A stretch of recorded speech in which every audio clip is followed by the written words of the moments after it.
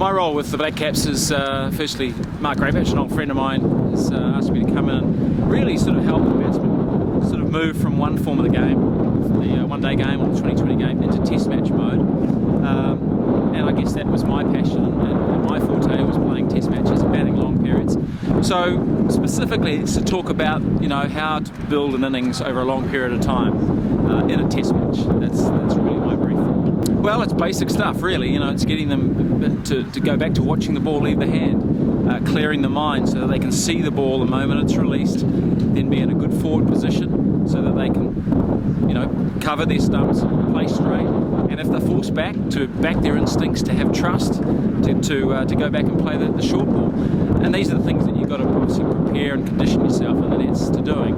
And then it's the ability to turn off, conserve your energy, and then turn on again, and do that for hour after hour after hour amongst a lot of pressure and a lot of the opposition coming at you and trying to get into your head. You've got to be able to resist it, be mentally tough, and there's lots of, you know, sort of experiences to share in that regard. Well, for any young player, I think the most important skill that they can learn is to watch the ball leave the bowler's hand. Easier said than done. You know, a lot of players see the ball coming at them, but they see it early enough. So practice seeing the ball leave the hand, and if you can play it late, then you've got all that time in the middle in which to get in position to play the shot.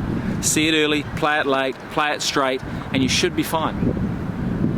Well, Kane Williamson scored a hell of a lot more runs than I have at the age of 19 in terms of the levels he's played. So he's off to, you know, a terrific start in his first-class career. He's played a year and a half now. He's averaging around 50. That's tremendous. He was the MVP in the 50-over competition at such a young age.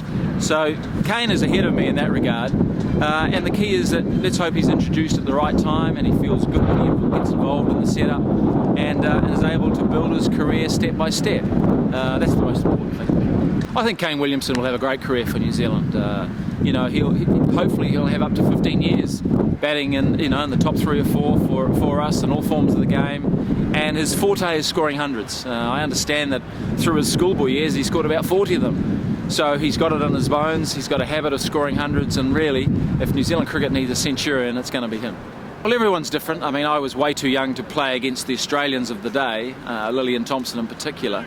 And I only really felt that I was ready at the age of 22 in terms of my maturity as a person.